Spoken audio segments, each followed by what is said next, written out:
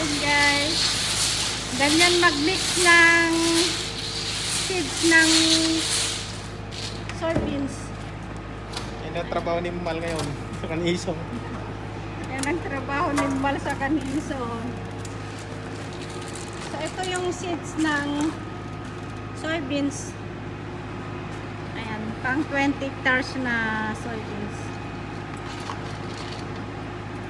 Wala electric pan tayo?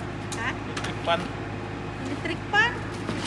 Kung electric pan kaya at electric pan ka? Ang trabaho. Ito po. Lagan lang nga trabaho. Ate, bilag yung estudyante inik. Anong palit to kas tayo? Yung gano'n kay tiduan, atap na magaan nga dagos.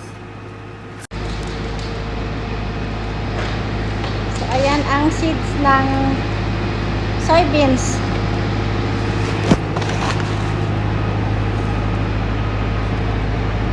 Ikot-ikot lang.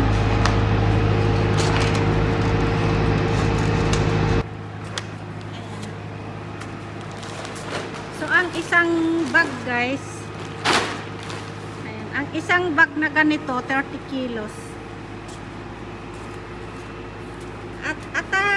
At dati agas na nga ata, Kas pinto ata. ikan nyo mo ilang tigas to. Ay, iso po mati, yun na yun, baka madamdamak.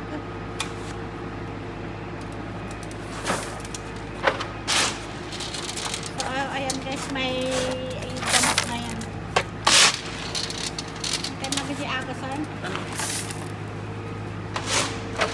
Kulay ng puro. Tapos, ang gamot na nilalagay guys, ito ganito. Dairy ato yun.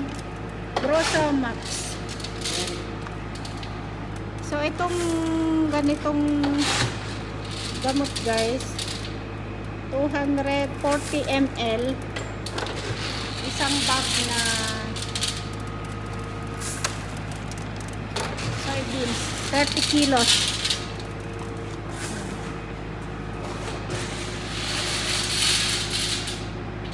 So, ito yung mga itatanim na namin.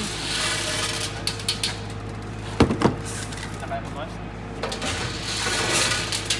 Electric pan, nagala kay electric pan ah. Nag-swerte yung isang kapiling na nag-punta pa yun. Pati mo nga napudok dito eh.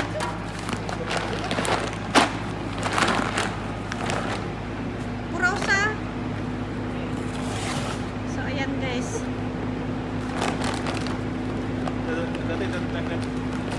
Wow! Ah. Ayan. Hindi siya. Ako, mali na yung luto ato. So, pwede itong kainin pagka wala pang gamot. Mabalin mo at gakanan nyo nagpagyagas na tapno tumino. Yun, pwede naman kakainin yun kasi blueberry na yan. Sa mga may tupak, pwedeng kumain ng may gamot. Tapos si Sir Quasit naman, mag-i-spray siya.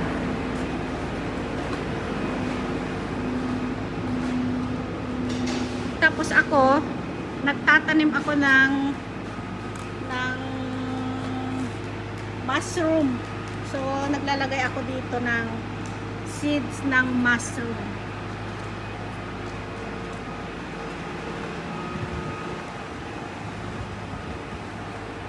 Tapos ito, yung asawa ko, mag-spray na siya ng mga sibuyas.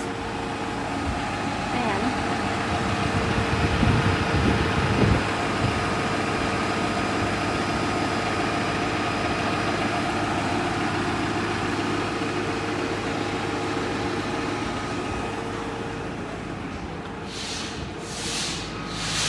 So ito yung ini-spray niya sa sibuyas guys. Ang ini-spray niya sa sibuyas, itong nabo. Tapos,